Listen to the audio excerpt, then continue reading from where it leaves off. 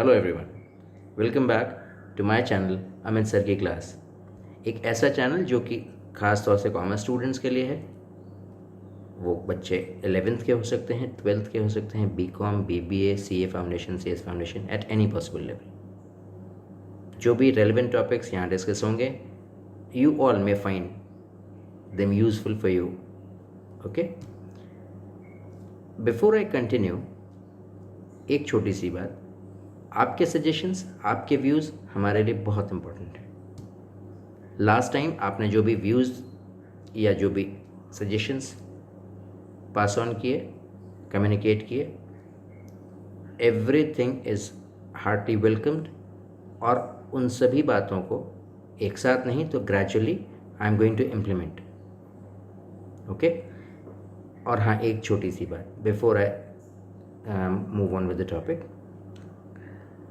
बेटा देखो, ऐसा है कि कोई भी टॉपिक मैं टोटली इंग्लिश में या टोटली हिंदी में नहीं समझाऊंगा, क्योंकि अकाउंटिंग टर्म्स इंग्लिश में ही चलते हैं, लेकिन उसकी समझ कई बार बच्चे नहीं समझ पाते हैं।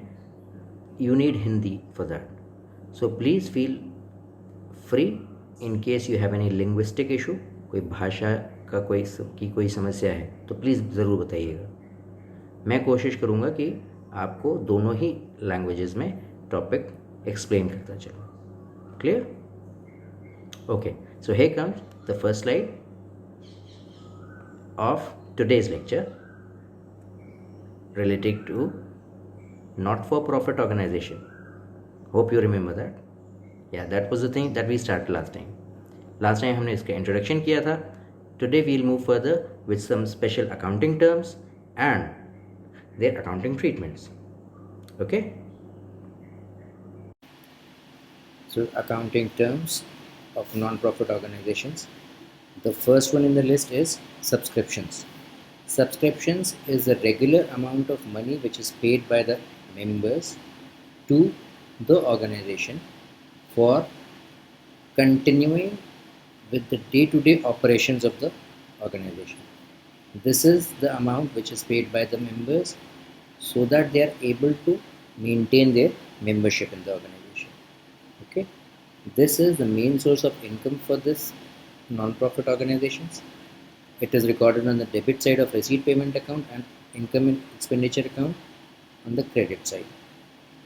It is always allocated on the basis of its accrual, as you can see here.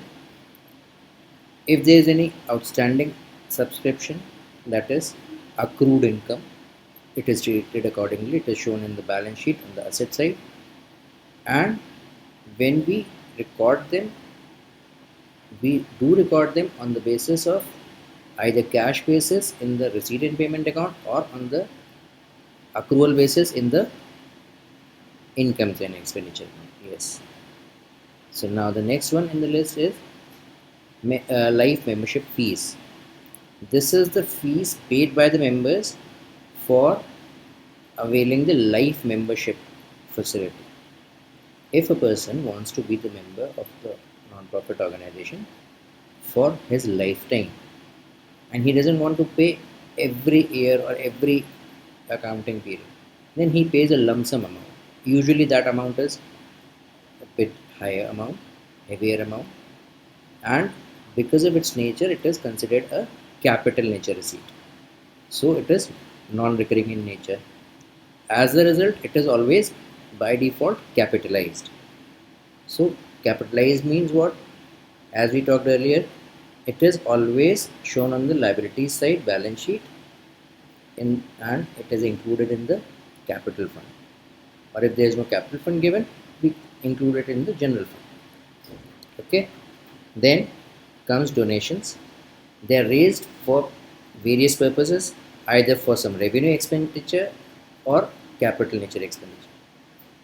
Revenue nature expenditure and capital nature expenditure, these are the two different requirements which an NPO may face during their operations. Any general donation which is received for revenue nature requirement, it is always credited to incomes and expenditure account. Any special or specific donation, it is always capitalized, hence it is credited, obviously. So sorry, not credited, it is shown in the liability side of the balance sheet. Okay, we add it to the specific purpose fund which has been created, or if it is not mentioned, then we add it directly to the capital fund.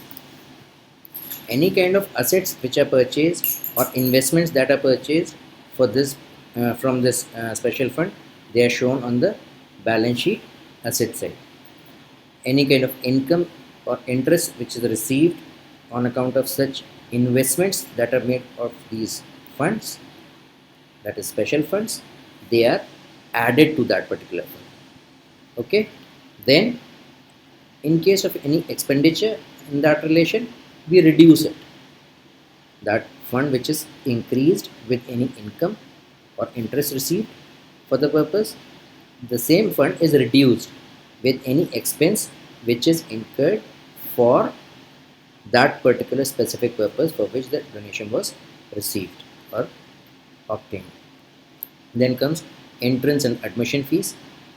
The fees which is paid by the member on admission. If whenever a new member is admitted, he has to pay some fees apart from the regular subscriptions. So that is admission, and a person pays that money only once. So it is a capital nature receipt. Because it is a capital nature receipt, it is treated as a capital nature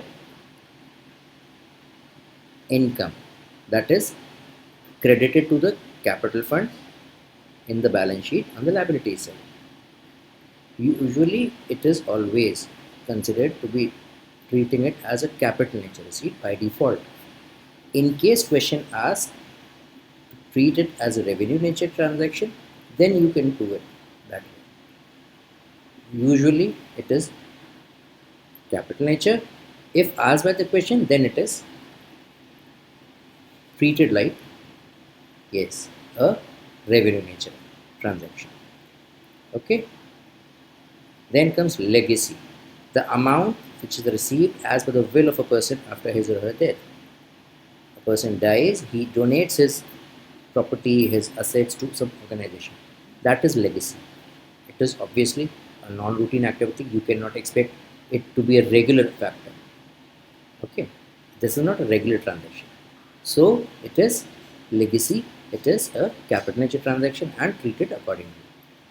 It is always capitalized, shown in the liability side balance sheet, added to the capital fund. Then comes life membership fees, always capitalized as told earlier also. Liability side balance sheet we will show it, and in case question demands for some other specific treatment, then we do that, and that specific treatment is either, sometimes question says some percentage of it can be treated as revenue or something, or some portion is to be taken as capital nature transaction, then we do that accordingly. Now comes endowment funds. Endowment funds, these are the donations received, and these are the specific purpose items, so they are always shown on the balance sheet liabilities side. Any income in relation to these, added to that fund. Any expense relating to these, reduce it from the fund. And obviously everything is to be done on the liability side of the balance sheet. After this, there is these three more very small but yes important. Usually we don't see these in other organizations. Sale of old newspaper.